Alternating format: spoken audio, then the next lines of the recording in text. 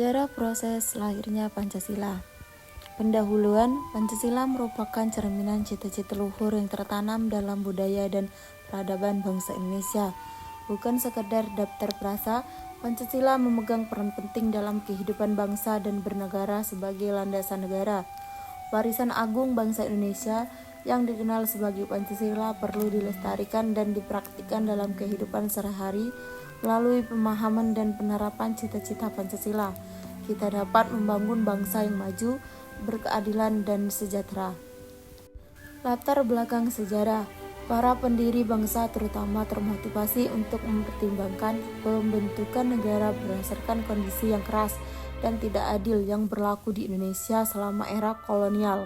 Setelah pertimbangan yang cermat, Pancasila dipandang sebagai pilihan terbaik untuk menciptakan negara yang otonom, bersatu, berdaulat, adil, dan sukses bagi Indonesia. Tujuan utama lembaga yang didirikan oleh pemerintah Jepang pada tanggal 29 April 1945 ini adalah untuk mempersiapkan dan melakukan penyelidikan yang berkaitan dengan kemerdekaan Indonesia.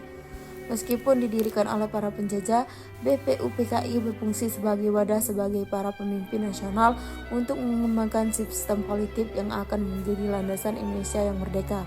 Pidato lahirnya Pancasila telah meninggalkan warisan yang tak ternilai bagi bangsa Indonesia.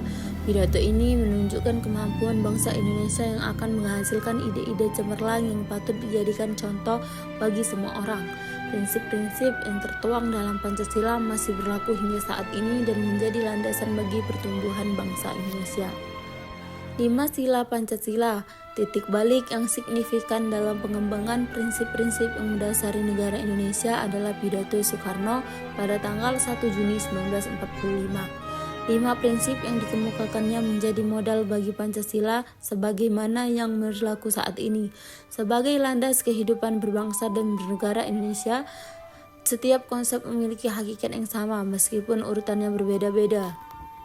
Adapun di antaranya yaitu 1. Kebangsaan Indonesia, 2. Internasionalisme atau perikemanusiaan, 3. Mufakat atau demokrasi, 4. Kesejahteraan sosial, dan 5. Ketuhanan yang Maha Esa.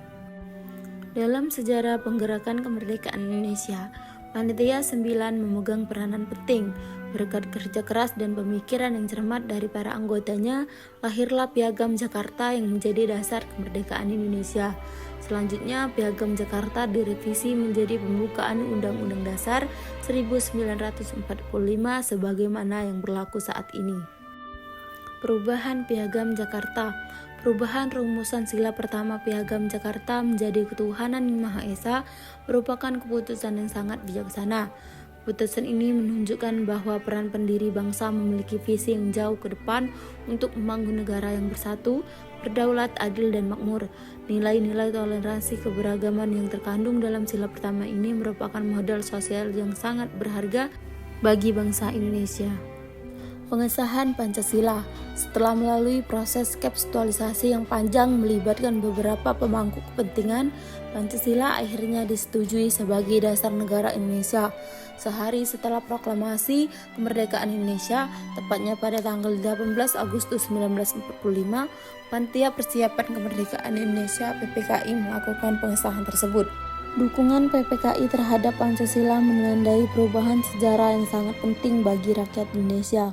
Sebagai landasan negara, Pancasila telah menunjukkan kemampuannya untuk menyatukan penduduk Indonesia yang beragam dan bertindak sebagai cetak biru untuk membangun negara yang makmur dan kontemporer. Sidang PPKI. Panitia Persiapan Kemerdekaan Indonesia (PPKI) merupakan organisasi penting yang memegang peran besar dalam sejarah kemerdekaan Indonesia. PPKI dibentuk pada 7 Agustus 1945. PPKI bertugas melanjutkan kerja Badan Penyelidik Usaha Persiapan Kemerdekaan Indonesia (BPUPKI). Panitia ini memiliki misi utama untuk mempersiapkan proklamasi kemerdekaan, memindahkan kekuasaan, serta membentuk Undang-Undang Dasar dan Tata Negara Republik Indonesia.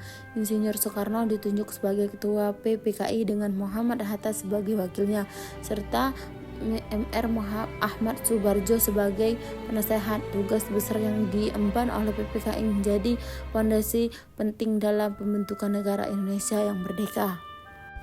Thank you for watching.